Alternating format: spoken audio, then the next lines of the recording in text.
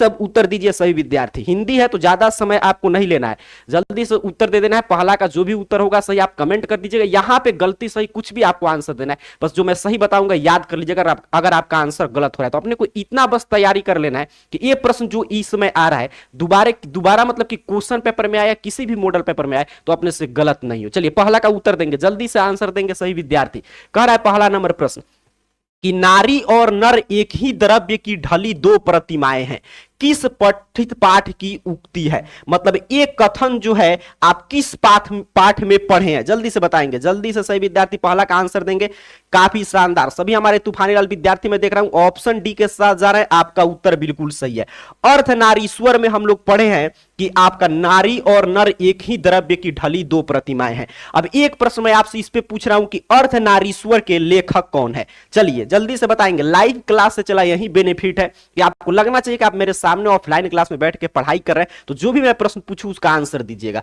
अर्धनारीश्वर पाठ के लेखक कौन है? एक बार सभी विद्यार्थी बता देंगे। पहला का डी हो गया, एक बार जल्दी से बताएंगे। अर्धनारीश्वर पाठ का लेखक का नाम बताइए। जो भी विद्यार्थी कह रहे हैं कि सर रामधारी सिंह दिनकर है, आपका उत्तर बिल्कुल सही है। चलिए आगे बढ़ जाते हैं। अगला प्रश्न आपके स्क्रीन पे ये रहा। कह रहा है आपसे जे कृष्णमूर्ति की रचना कैसी है? जे कृष्णमूर्ति का जो रचना हम लोग पढ़ते हैं वो कैसा है? ऑप्शन है आपका अर्थशास्त्र है कि तर्कशास्त्र की शिक्षा शास्त्र की चिकित्सा शास्त्र। जल्दी से उत्तर देंगे, कमेंट में लिखिए 2 और आंसर कमेंट कर दीजिए। चलिए सही विद्यार्थी का आ गया रामधारी सिंह दिनकर है अर्धनारीश्वर के लेखक। काफी शानदार, इसका उत्तर देंगे। दूसरे नंबर प्रश्न का सही आंसर क्या होगा? जे कृष्णमूर्ति की रचना कैसी है? आपको स्पष्ट दिखाई दे रहा होगा। तो जे कृष्णमूर्ति की रचना जो है वो आपका शिक्षा शास्त्र है। ठीक है, क्या है? शिक्षा शास्त्र है, इसलिए ऑप्शन सी सही उत्तर हो जाएगा। क्योंकि इनकी रचना का नाम क्या है? तो इनका लिखा हुआ पाठ हम लोग पढ़ते हैं सबसे लास्ट में, आपको याद होगा शिक्षा पाठ पढ़ते हैं, और शिक्षा क्या है? शिक्षा शास्त्र है। ठीक, चलिए आगे बढ़ जाते हैं। अगला प्रश्न आपके स्क्रीन पे ये रहा, तीसरा नंबर प्रश्न यहां पे आपको दिखाई दे रहा है। जल्दी से उत्तर देंगे। जूठन क्या है? जूठन जो है क्या है? आत्मकथा है कि आलोचना है कि एकांकी है कि कहानी है? चलिए आंसर देंगे सही विद्यार्थी। जल्दी जल्दी उत्तर दीजिए, अंतिम समय चल रहा है, आपके एग्जाम में कुछ दिन का और समय शेष है, तो आपको आंसर देते चलना है। और जिस प्रश्न का उत्तर नहीं मालूम है सही उत्तर बताया जा रहा है, याद करते चलिएगा। इसका उत्तर देंगे क्या है? जूठन तो आत्मकथा। जो भी विद्यार्थी ऑप्शन ए के साथ जा रहे हैं आपका उत्तर बिल्कुल सही है। जूठन पाठ के लेखक कौन है? एक बार सही विद्यार्थी बता देंगे जूठन पाठ के लेखक जो है कौन है, अर्थात किनकी आत्मकथा है जूठन पाठ में? चलिए किनकी आत्मकथा है? काफी शानदार। जो भी विद्यार्थी यहां पे आप लोग का लाइव चैट चल रहा है, मैं देख रहा हूं कि जो भी विद्यार्थी ओम प्रकाश वाल्मीकि कमेंट कर रहे हैं, आपका उत्तर बिल्कुल सही है। ओम प्रकाश वाल्मीकि की आत्मकथा है जूठन पाठ। आगे बढ़ते हैं। देखिए मॉडल पेपर बनाने से यही बेनिफिट है कि यहां पे देखिए अब सीधे व्याकरण खंड का प्रश्न मिलना शुरू हो चुका है। बता रहा है कि एग्जाम में इसी तरह कहीं पे मतलब कि बुक से आएगा, फिर आपका व्याकरण खंड से भी प्रश्न रहेगा मिक्स। यहां पे देखिए अगला प्रश्न क्या कर रहा है? ईद का चांद होना मुहावरे का अर्थ क्या है? मुहावरा से खूब प्रश्न पूछा जाएगा, जल्दी से बता देंगे। ईद का चांद होना काफी बहुआ टाइप मुहावरा है। हिंदी व्याकरण में तो यही बेनिफिट है कि हम लोग जो शुरू से पढ़ते आ रहे 6th 7th 8th 9th 10th सभी कॉन्सेप्ट सेम रहता है। इसका उत्तर देंगे। चलिए मैं देख रहा हूं यहां पे एक विद्यार्थी का गया ओम प्रकाश वाल्मीकि, बिल्कुल सही। ओम प्रकाश वाल्मीकि की आत्मकथा है जूठन। यहां पे बताएंगे इसका सही उत्तर क्या होगा? तो बहुत दिन पर दिखना। ईद का चांद होना का मतलब बहुत दिन पर दिखना। ठीक है, ऑप्शन ए राइट आंसर है। चलिए आगे बढ़े। काफी शानदार, सही विद्यार्थी में देख रहा हूं ऑप्शन ए के साथ जा रहे हैं।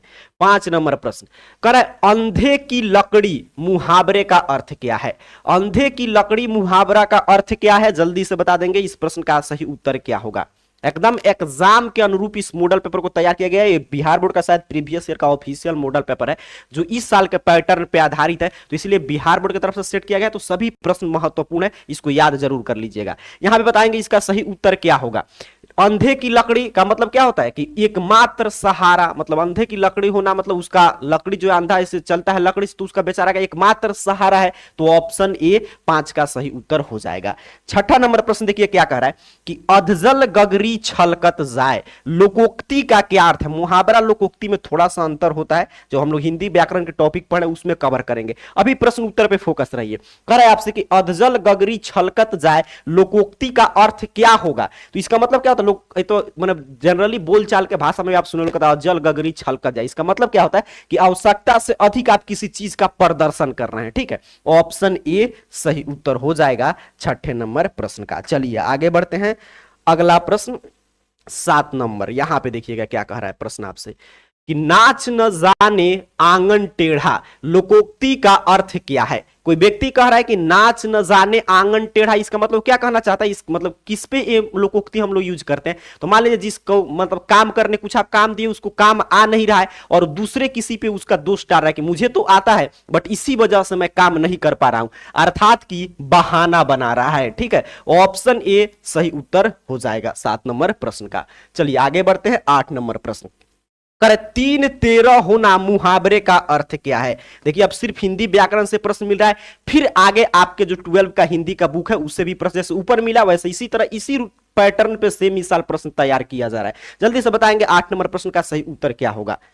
काफी शानदार, सही विद्यार्थी 7 का ऑप्शन ए कर रहे हैं, तो जिनका भी ऑप्शन ए आ रहा है उनका उत्तर सही है। ठीक है, 7 का ऑप्शन ए बिल्कुल सही उत्तर है कि नाच न जाने आंगन टेढ़ा मतलब बहाना बना रहे हैं किसी काम को न करने का। चलिए यहां पे बताएंगे 3 13 होना मतलब तीतर बीतर होना। ठीक है, 3 13 होना का मतलब तीतर बीतर मतलब अलग अलग होना, तो ऑप्शन ए इसका सही उत्तर हो जाएगा। काफी शानदार, आगे बढ़ते हैं। अगला प्रश्न देखिए ध्यान से, कह रहा है आपसे हीरा शब्द कौन संज्ञा है। हीरा जो है वो किस संज्ञा का उदाहरण है। द्रव्यवाचक, जातिवाचक, समूहवाचक, भाववाचक। जिस जिस व्याकरण के टॉपिक से इस मॉडल पेपर में आप प्रश्न देख रहे हैं उसी व्याकरण के टॉपिक से सेम मतलब कि टॉपिक से हो सकता है सेम प्रश्न भी आ जाए, आपका एग्जाम में भी प्रश्न देखने को मिलेगा। चलिए यहां पे उत्तर देंगे, जल्दी से बताएंगे इसका सही उत्तर क्या होगा। हीरा शब्द कौन सा संज्ञा है, जल्दी से बता देंगे। 9 नंबर प्रश्न का सही उत्तर क्या होगा सर, जातिवाचक। यहां पे पूरा हीरा जाति की बोध हो रहा है, कोई स्पेशल हीरा की बात किया नहीं जा रहा है, इसलिए जातिवाचक संज्ञा का उदाहरण है। चलिए ये तो बउआ टाइप प्रश्न है, ये तो आप काफी दिन से बनाते आ रहे हैं, मैट्रिक में भी मिला होगा। बुढ़ापा शब्द कौन सा संज्ञा है, तो बच्चा जानता है सर, भाववाचक संज्ञा है। कहां पे दिया गया है, ऑप्शन ए सही उत्तर हो जाएगा, इस पे अपने को समय नहीं लेना है। चलिए आगे बढ़ते हैं। अगला प्रश्न 11 नंबर, ये भी काफी आसान टाइप प्रश्न है, सही विद्यार्थी उत्तर देंगे। काशी शब्द कौन संज्ञा है, जातिवाचक है कि भाववाचक कि द्रव्यवाचक या व्यक्तिवाचक। चलिए देखते हैं, यहां पे लाइव चैट चल रहा है, कितने विद्यार्थी सबसे पहले इसका उत्तर दे पाते हैं। जल्दी से कमेंट में लिखिए तो 11 और आंसर दीजिए। काशी शब्द कौन सा संज्ञा है, जल्दी से बता देंगे। काफी शानदार, मैं देख रहा हूं सभी काफी विद्यार्थी हैं। आज देखिए पूरा 100 मॉडल पेपर है, तो आप लोग का डिमांड आएगा तो आज ही क्लास में हम लोग खत्म करेंगे, और नहीं तो 50 प्रश्न शेष रहेगा तो कल के क्लास में कवर कर लेंगे। यहां पे बताइएगा इसका सही उत्तर क्या होगा। काशी शब्द कौन सा संज्ञा है, 11 नंबर प्रश्न। काफी शानदार, जो विद्यार्थी ऑप्शन डी के साथ जा रहे हैं आपका उत्तर बिल्कुल सही है। चला, व्यक्तिवाचक संज्ञा है काशी, क्योंकि काशी ऐसा भी किसी का नाम भी हो सकता है, तब भी व्यक्तिवाचक मतलब की संज्ञा हो जाएगा। और एक शहर जिसे बनारस काशी बोलते हैं उसको भी लीजिएगा तो एक प्रॉपर शहर का नाम है, तभी व्यक्तिवाचक ही होगा, तो ऑप्शन डी राइट आंसर है। आगे बढ़ते हैं 12 नंबर प्रश्न, कह रहे हैं आपसे सभा शब्द कौन संज्ञा है। सभा जो है वो किस संज्ञा का उदाहरण है।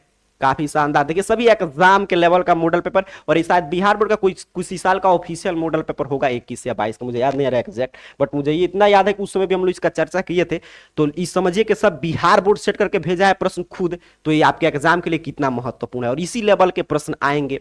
चलिए यहां पे उत्तर देंगे कि सभा शब्द कौन सा संज्ञा है, आपसे प्रश्न पूछा जा रहा है। तो सभा आप जानते हैं, बहुत लोगों का समूह को सभा बोलते हैं, तो समूहवाचक संज्ञा।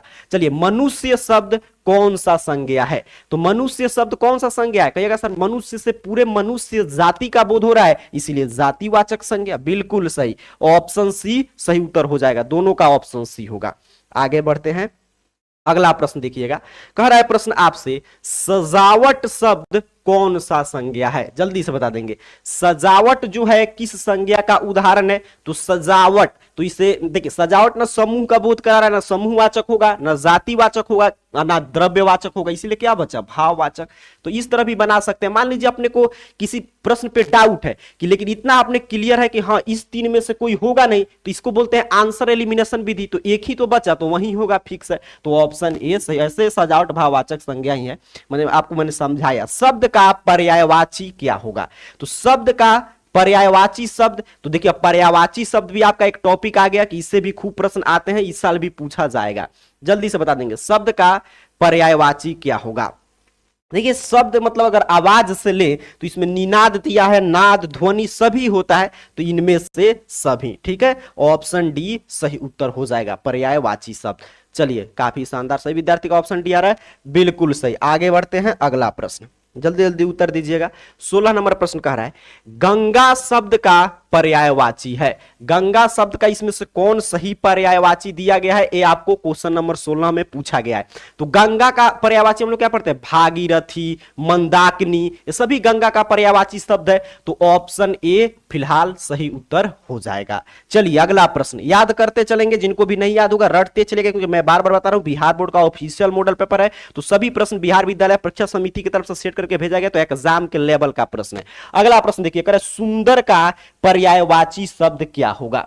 सुंदर का पर्यायवाची शब्द जल्दी से बताएंगे। इसका मंदाकिनी हो गया 16 का, बिल्कुल सही। 17 नंबर प्रश्न का उत्तर देंगे सही विद्यार्थी, क्या होगा, तो ललित, बिल्कुल सही। ललित क्या होता है, सुंदर का